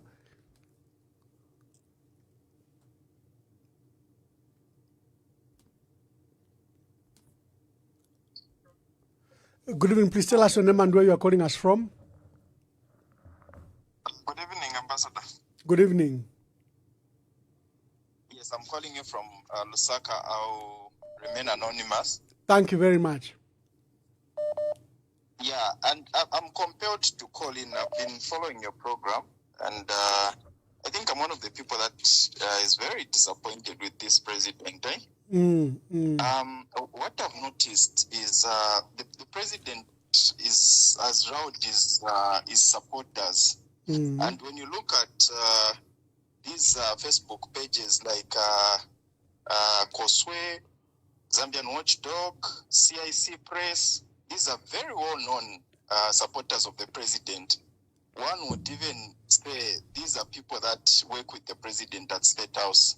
Some of this is in public domain. And when you listen and you watch what they are saying, one wouldn't be very far from the truth by assuming that they have the blessing of the president. Like previous speakers have said, the president is putting this country on fire. I'm telling you, Mwamba, before 2021, for me, issues of tribe never mattered. It's something I supported the president. I'm a Bemba, but I supported this president. But it is now that even like on your program, on this, when you come live, I'm compelled to see the people that are commenting because the president keeps talking about these things, and now you start paying attention to some of these things, and you start seeing the hate that the people that support the president have against people from Northern Province and Eastern Province. The president is putting this country on fire, and the earlier he realizes, the better, because where we are in debt in Abamwamba, I'm scared. When you listen to what people are saying online, there is no sympathy for the president that we lost. When you look at what people are commenting, when you see the people who are commenting, these are people who support the president, and it seems like they have the blessing of the president. It is scary. I don't know where we're going as a country, but it is scary. Thank you so much, Ambassador. Thank you. Thank you very much. The calls are incessant. Let's see. Good evening. Please tell us your name and where you're calling us from. Good evening. Please tell us your name and where you're calling us from. Emkwai, tumwalande chitundu chili chonse. Emkwai. Ambassador, deto terafe program ya nikozinda ikompanse. Ndira ndafe within kurusaka. Thank you. Make your contributions. I think the encouragement by President Vesu. Fiamtundu wati kutifia to later ukuchinjana for abantu because it's true not to kwata ama marriage kwa pusana. So that refer would have a president who is very under Fiamutundu, please to a papata. Well, if you are for the shiny Gava Firwa, please, if I may both you know, please to a papa that was free shame of Yash. That quite a thing is Chakuland.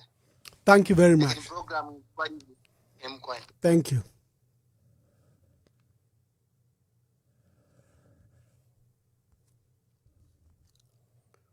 Hello, please tell us your name and where you are calling us from. Hello, Ambassador Mwamba. Good evening. Good evening. Thank you. This is Kayula. I'm actually calling you from Zambia. Yes, Kayula, make your contributions. Yes, regarding the issue of tribalism, Ambassador, I think that the biggest threats that Zambia has is generally the politicians, be it from the opposition, be it from the ruling party. Because I think that politicians continue pointing fingers at each other and not addressing the core problems that we have regarding tribalism.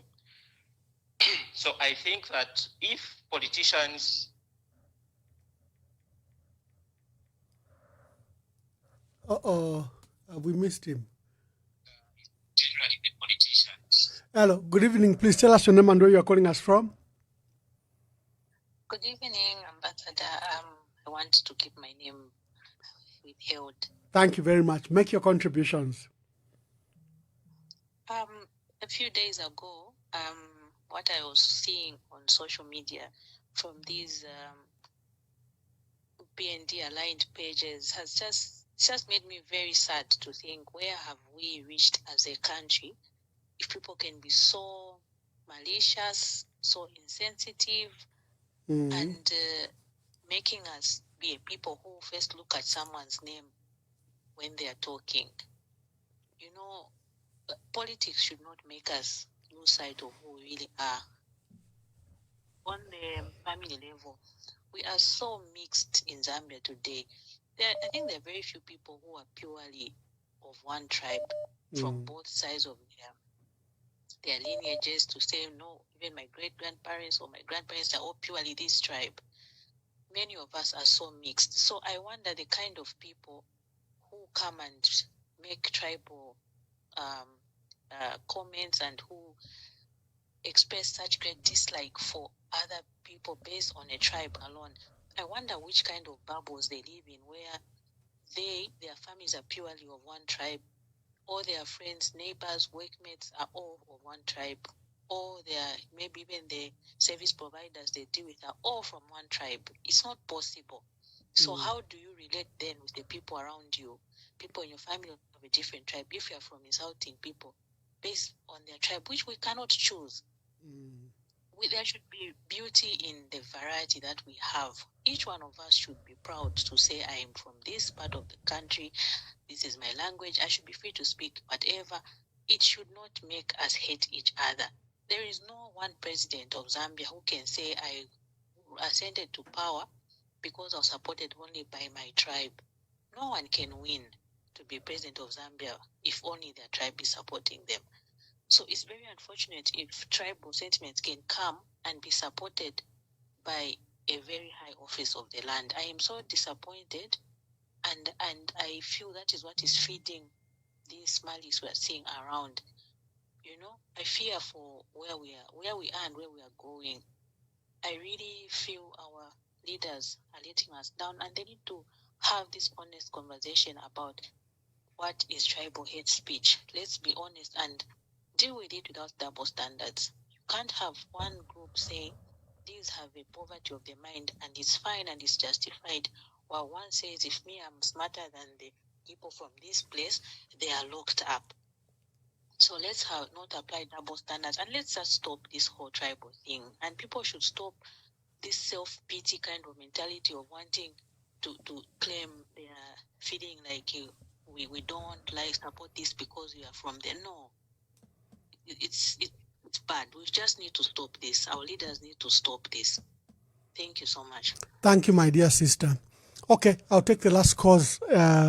It's been almost 2 hours. We want you to rest. We're discussing the issue of the Constitution today. President Hakainde Hichilema has directed the Minister of Justice to withdraw the bill that was tabled in Parliament.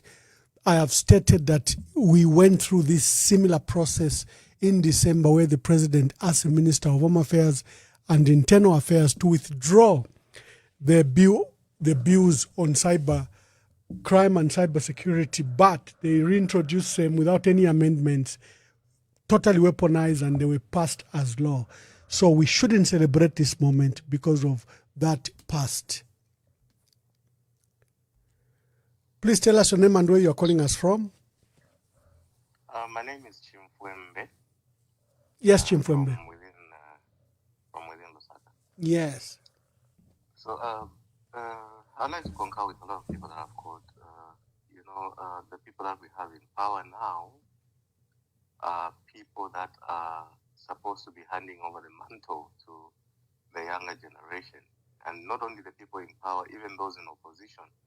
Now, the kind of politics that we are seeing at play is very worrying.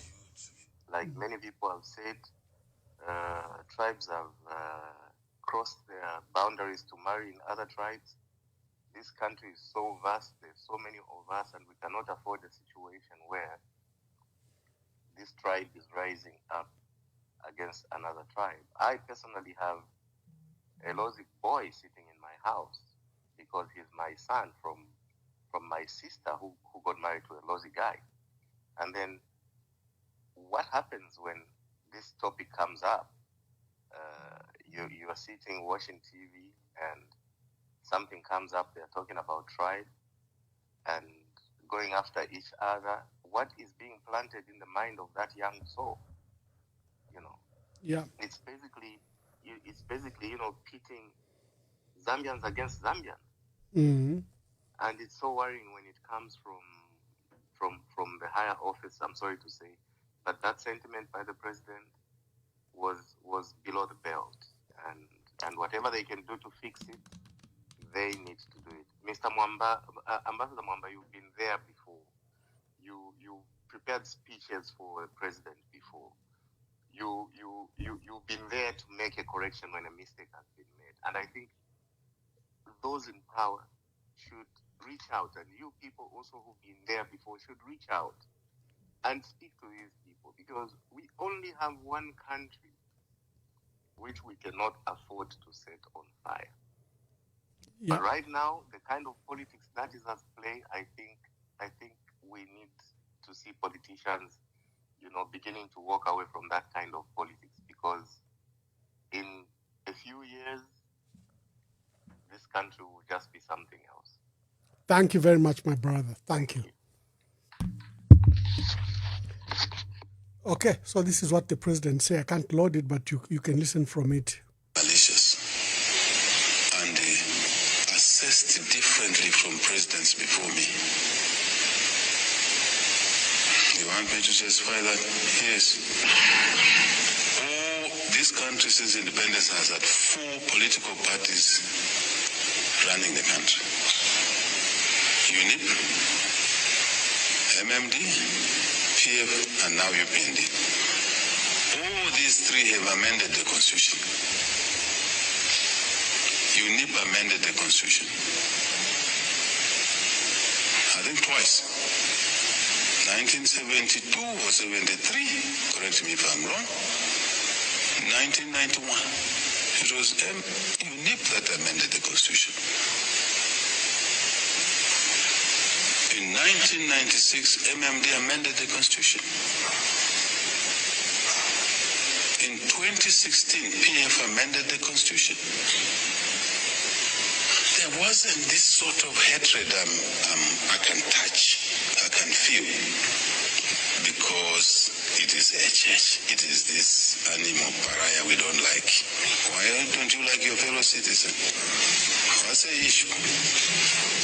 When did they amend the constitution, Chair? Because you are saying, no, you don't want to amend the constitution in the election year. 1991, election year, UNIP.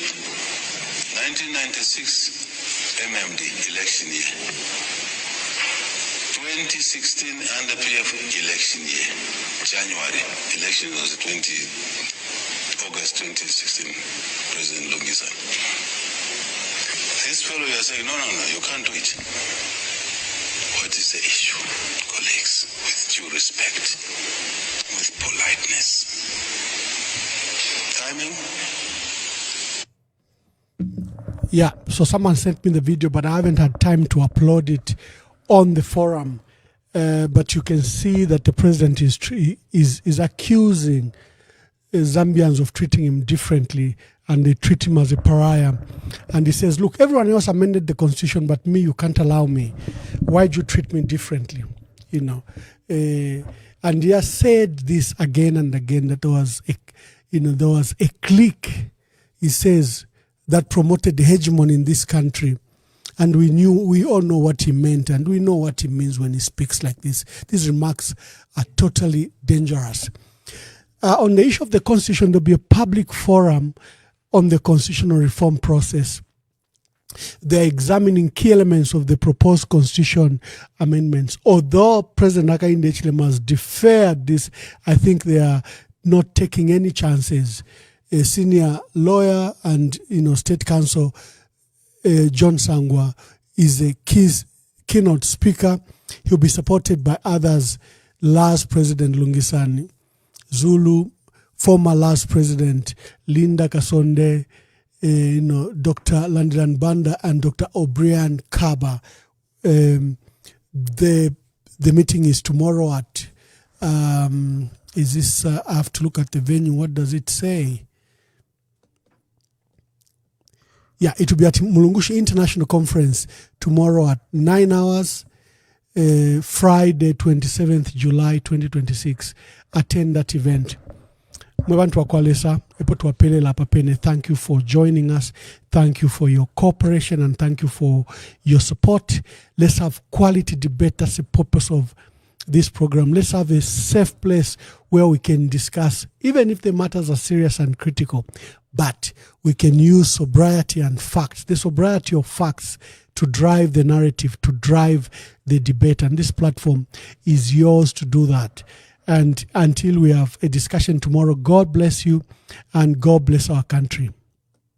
So we strongly believe that every constitutional reform process should be based on consultation and consensus. In order for the Constitution to be for the people, it needs to be owned by the people, and it needs to represent their views. So as a partner and a friend of the Zambian government and the Zambian people, we hope that more time will be given for meaningful consultation before a bill goes to Parliament. We know that that's what civil society organisations have been calling for, and I'm also very aware that with an extended period of mourning recently, that hasn't allowed for the time needed for the meaningful consultation that the country wants to see.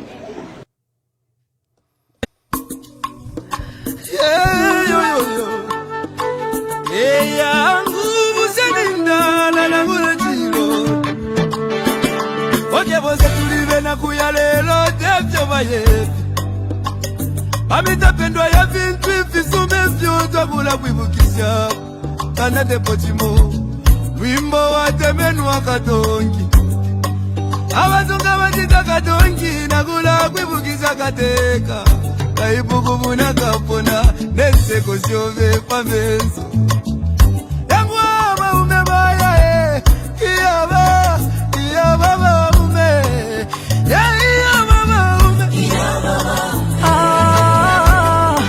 Kateka wabantu Twakulila lelo twakulila Shika kukonke milimo shove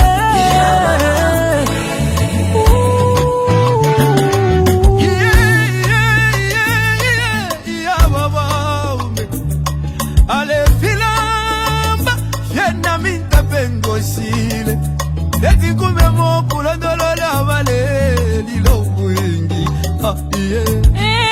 Iseko wingi mwakwete Iseko wingi mwakwete Mwaya mwende wino tata wesu Katusi muchi wakege Wali bomba kale Lomba mwatu jatuleli lake Upanga chiba Penda Upanga mwine Oya mwine Ide nalila Kangu ya mama Ala nacho mwabye Mama